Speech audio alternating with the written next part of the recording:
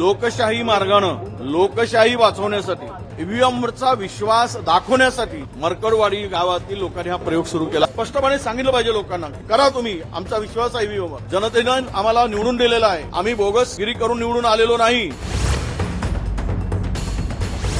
त्यांनी केलेल्या मागणीच्या पाठीमागे आहोत। लोकशाही मार्गानं लोकशाही वाचवण्यासाठी आणि ईव्हीएमवरचा विश्वास दाखवण्यासाठी मरकडवाडी गावातील लोकांनी हा प्रयोग सुरू केला असं मला वाटतं।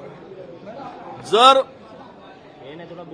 सरकारला जनतेच्या जनाधारामुळे सरकार आलं असेल आणि यामध्ये ईव्हीएमचा कुठलाही सहभाग किंवा सहकार्य नसेल तर या सरकारने का त्याला विरोध करतायत? मरकडवाडीच्या लोकांच्या मागणीला का विरोध करावा?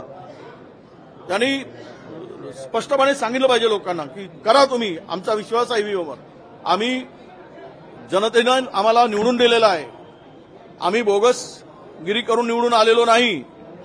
हा एक विश्वास सरकारला संपादन करण्याची योग्य संधी मरकडवाडीच्या लोकांनी दिली आहे असं मी मानतो।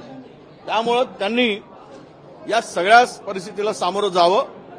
उगीच त्यांना अटक करून लाठीचार्ज करून आंदोलन चिरडण्याचं काम करायचं, हाणून पाडायचं, हे सगळे धंदे बंद करावेत आणि खुल्या दिलानं त्या सगळ्या परिस्थितीला सामोरं जावं असं मला वाटतं। म्हणून काल आम्ही तो निषेध केला, आज आमची शपथविधी होईल। फडणवीस असं म्हणतात की हा जो निकाल आहे तो विरोधकांनी लवकरात लवकर मान्य करावा असं त्यांचं मत आहे। महाराष्ट्रामध्ये जल्लोष दिसला नाही, मी काल पण म्हणालो, शोककळा होती। काल जे पाहिलंय, पुढे होता सर, एवढा मोठा राज्याभिषेकाचा सोहळा करून घेतला, पण महाराष्ट्रात पुढे जाणवलं नाही, त्याचा आनंद दिसला नाही। जो एवढा मोठा मॅन्डेट मिळाल्यानंतर जे दिसायला पाहिजे ते पुढे दिसलं। यावरून लोकांच्या मनात काय, हे लोकांनी त्याचं उत्तर मला वाटतं की महाराष्ट्रातल्या लोकांनी दिलेलं आहे। त्यामुळे यावर अधिक भाष्य करण्याची गरज वाटत नाही।